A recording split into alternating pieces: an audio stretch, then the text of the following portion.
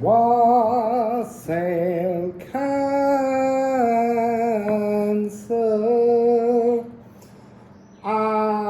I've got Aquarius in my head, and I've had it ever since I've been tuning into you. I had it in the shower, I had it before I started, and I was like, I've done Aquarius, it's Cancer. And I just started the video, and I said, Wassail Aquarius. Let's see if there's a relevance as we go through. So we're looking at Sedna's relationship to your sign. Like Gemini, yours is a bit exciting because I don't know. I'm assuming that when Sedna moves in to Cancer, which is in 2107, that there will be something new being woven, but somehow I suspect it's woven from the last time Sedna was in Cancer. I'm channeling information about home, but not within her myth, Sedna's myth. You know, there's a lot to do with home, moving home, being betrayed by home. And I always think of Cancer because of the moon as being your sacred celestial city, the seat of your soul. So that's what's been channeling through, just that sense of migration and being stationary. I don't know which is the answer, but I imagine it will depend on all individuals. There's no one solution to anything. So it will be in Cancer for 4 decades. And when Sedna was in Scorpio, it was in Scorpio for 1,559 years because of this elliptical orbit. So there's something about everything's been speeding up, and now we're heading past the other way. There's something I've been picking up since I sat down in your energy, which is about how it all changed at Aries, because everything renews at Aries. So the plans before are sort of coming into fruition. Most of them have had their last cycle fruition in some way. They're already working now towards what's the next cycle in that sign, while always having an aspect in where we are now. So Sedna's orbit is 11,408 years, which is a big one. It's the furthest planet or asteroid object for our consciousness in the universe. Once upon a time it was Saturn, when all we could see were the 7 classical planets. Then the honour went to Pluto, 248 years around the Sun, and now that honour is held by Sedna. The extremity of our consciousness, going and reaching deeper into the esoteric mysteries of the universe. So, Cancer. What's Sedna got? Sedna and Cancer swimming in the sea. And I feel like I can hear Cancer said to Sedna, what have you got for me? For some reason I didn't sing it. That's interesting. There's something about silencing of a tune or suppressing a joy.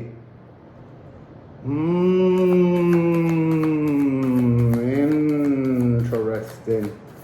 So, come on. I'm getting impatient. You're getting all cardinal on your arse, because you are cardinal emotions. You are cardinal water, and I say, okay. They're saying that Sedna's got a really powerful association with Cancer because you're cardinal water. She's the Inuit goddess of the sea. Let's see what she's got. Ooh, oh, they're all tumbling like a wave. I got one stuck here. First one, I'm just going to put them down. Oh, look. That's interesting. I've got Hagal and Ur, and I'm immediately being told weathering freedom is so bothersome. Like you have emotional freedoms, unlike other people. You have psychic consciousness, Cancer, unlike other people, and yet there is this really sighing wisdom with that of like, oh, but it's such a responsibility. I can't be bothered. So we've got Condor 44, which is this wonderful, powerful energy, the other side of the door lock of Hodum Baldur, the light and the dark. And this is about a cosmic doubt, an ulcer, something that the cosmos, and it is that, it's that you have way more emotional and psychic freedom, an untamable one, but somehow you've turned it, you've transformed it into some kind of cosmic doubt. You're being offered gifts and you're refusing them. Trojan horse. No, don't look a gift horse in the mouth. Waterfall. The power of fire and water. So I'm being shown this as not frozen salt rhyme, but this is movement and rhyme being salt. It's cosmic ragu energy. This is like a source frequency from the earth of a saline, salty spring water. And that's to do with collecting salt, pans of salt. So why am I being shown an image of being free and yet standing in a pan of salt water? What's that about, Cancer? So give me a moment with these. It's interesting. This feels like a very tiring energy, a psychically tiring energy. You can see that this untamable urox running free, nothing hemming you in emotionally or psychically, is hidden within this symbol. It's just down here. And yet somehow with the two energies rising up, making it two E-strokes, two consciousness, it's almost like there's one wired in to your mainframe cells that is you.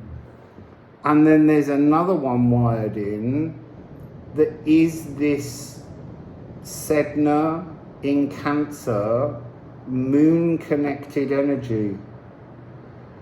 And it's really...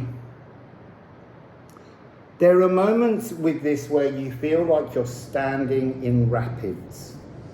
You know, like you're going to be knocked over at any point and there's nothing you can do about it. And I think that that energy is what makes you, I wanted to just say emotional, but then they were saying, and unstable.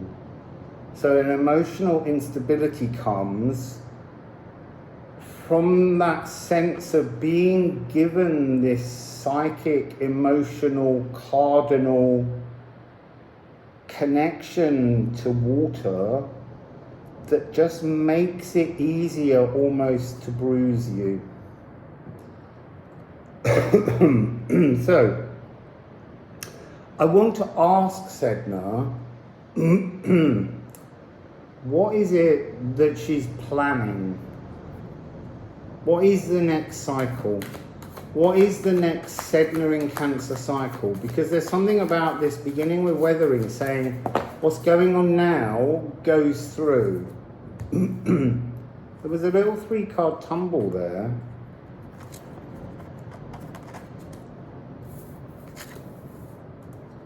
So yeah, this is about preparing for the future harvest. It ends with the harvest card. So what do we have in the preparation?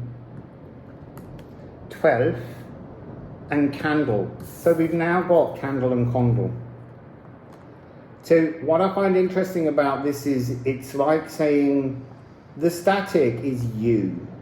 The static is you currently awaiting transformation. Now, the two locks, Hod and Baldur, that's in both of these cards, and I'll read them to you, that opening moment. Candle and Condle, Hod and Baldur. The micro, the macro, two locks on one door. Two flames, not the same, but lit from one match. The mortal lighted in Midgard burns as a candle here, yet blazes immortal as Aether there. So both cards begin with the same part of the poem. You are this static sitting between, but what's fascinating about the way they've come out here for you is that usually it would be this way round. You light something within yourself, you unlock a door within you, and then you wait for the universe to come along and open the door from the other side so that both passageways are open. But this is different. This is saying this is your gift. This is, Sedna really wants you to get into this gift. The cosmos has been at your door waiting to expand this energy, this emotional and psychic energy, and you're not lighting your own candle. There is a reticence. There is a discomfort.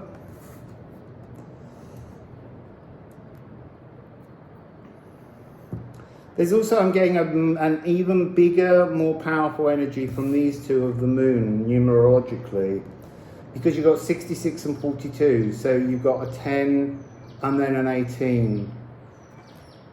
So I'm really getting moon energy here, and we know that you are ruled by the moon. The harvest card is really quite fascinating. They're saying to me you've got to almost imagine what would be the process between this rune and this rune would be to turn these two down to make a Flursa symbol. And let me show you the Flursa card, because obviously with these cards being brand new, and a lot of the runes not being known, or the symbols, this is Flursa. This is 13 frequency, and this is a moon card. And so there's something about the movement between these energies. You've got to turn your static into flow, so you concentrate somehow. You can almost see this as a binding of this rune. And it stands alone in its own energy. 12, 13. It's so beautiful. 66, 67. And this is also, remember, this is an energy of, it's very much a frequency in which you have when a girl first becomes fertile. It's that first period. And so there's an initiation, there's a ritual within this. This energy's there waiting for you to harvest. And then from this, you've got to, I want to say sharpen up the edges. It's not that, I think it's about allowing the flow through and then deciding when you've got enough flow, you form this into a Gununga gap. A space of potential. This is a storeroom in your future that you fill with energy so that it can feed back into your now moment. So Sedna's about somehow opening a channel that's always been there to you, that you're not hearing fully. Well, that's unfair. You're frightened by it. It's disturbing you. It's not comfortable energy. So, Sedna, is there any advice for Cancer? Any advice for Cancer? That's interesting. A single card has come and it's fallen really square across the middle of the whole reading, face down, as if it is going to be the solution. So it is. Oh, look, 24. Day, purge. And again, they're saying to me, sharpen your senses. This energy that we had earlier, this notion of there being two life forces, your own and this gift, sitting there, somehow holding you back from that ultimate freedom. this is a similar energy, but here they're talking about how these two pyramids have been refined. They're not coming down these sides anymore. It's about focusing this gift through a very narrow needle-like frequency. And again, this is all about things to do with daylight and moonlight. We've just had a full moon. And the next new moon, remember, will be in Aquarius. That might have been the only link, this link of maybe there's some kind of ritual that you need to be doing with the new moon. It's Chinese New Year, it's Year of the White Rabbit. That's a very fortunate year for most animal signs. So it looks to be, again, water rabbit. You are cardinal water. So there's something coming up. So I'm going to just ask, is there some kind of healing ritual that Cancer needs to do on this new moon? Oh, because the full moon was in Cancer. So we're right in your moon energy. Yeah, look, it's personal Yggdrasil tree. You've got to go and meditate, make a ritual for that moment. Don't make this something that becomes a repeating ritual. This is a one-off energy that you're being invited to do, to reorder. And I would focus on Loki. I would use Loki's trickster energy. I would see the new moon as offering you the chance to laugh at yourself, to have some kind of fun with yourself in this ritual. Allow spirit to nudge you a little bit. Work on the psychology of your home. So maybe have a little think in this ritual about, if you were the only living human on the earth, what would your earth look like? What would you save of the world that you see around you? What would you remove? Would your world have any human influence at all? Would it be a world full of nature? Do you want a house in this world? How are you feeding yourself in this world? I think it's about that energy of philosophizing your own personal relationship with nature. And I'm not saying how you do this. You have to work out how your personal Yggdrasil world would exist. And I would just leave the notion with you of how much do you want control over the natural world, and how much do you want the natural world to just be within your personal Yggdrasil world? I don't know the answer. I'm just putting that out there for you. So there you go, Cancer. That's your message from Sedna. Wassail, beautiful Cancer.